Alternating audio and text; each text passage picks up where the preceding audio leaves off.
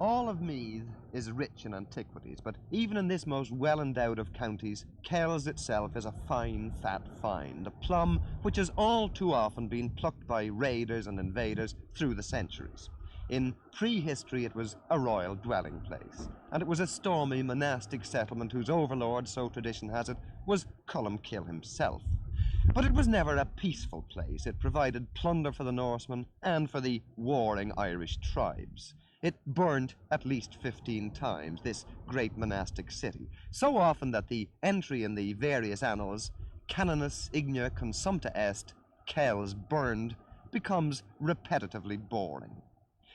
Kells itself has 5 crosses, the earliest probably dating from the 8th century, the latest probably the 10th or 11th.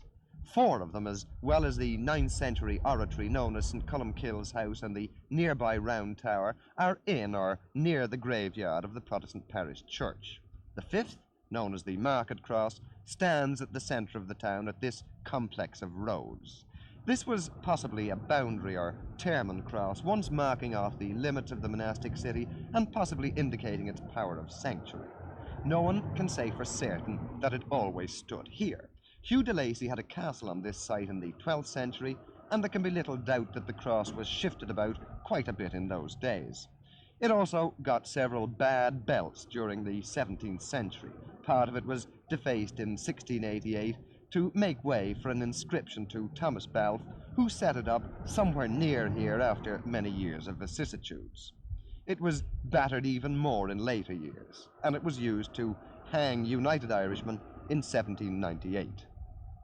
But is it a traffic hazard? And if it is, should it be moved? Well, Helen M. Rowe, in her book, The High Crosses of Kells, published 8 years ago, writes of it, "Unfortunately, its situation on a busy crossroads makes any study of its sculpture difficult and even hazardous." And heavy traffic, of course, has grown a great deal since then. On the face of it, the Market Cross should have a shaky future.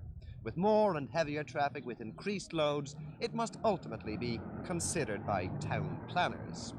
But it's not the local or even the county council which has so far aired this problem. It's the Kells Tidy Town Committee. Should the Market Cross be shifted? Mr. Patrick Skelly, one of its members, says definitely yes. Well, number one, it's a traffic hazard, and there have been a number of minor accidents here within the last few months. Number two, it's in danger of being damaged to itself, which would be a reflection on us if we allow that to happen. Number three, it's not in its original position. At the moment, it's facing east, it's facing north to south, and it should be facing east to west. All those crosses, when they were first erected, were erected east to west. Now we have a new church in Kells, and it's dedicated to Saint Columkill. And what better place could that cross be but in St Columkill's church? There, it can be studied for its sculpture. It will be safe, and it will be our contribution to the preservation of such monuments. But what about his colleagues on the Tidy Towns Committee? And what about the people of the town? Do they want it shifted? No, certainly not. I think the cross should be left where it is. I think the cross should be shifted. Well, I don't think they should shift the cross. I mean, if we move it, we might make the road more dangerous. Traffic could travel faster, perhaps. The street is blocked up and up.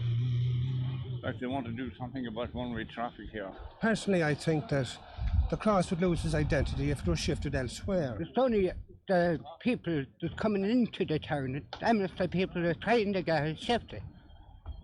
The old people doesn't want to shift it at all. And I think it's the job of the county council to have that removed.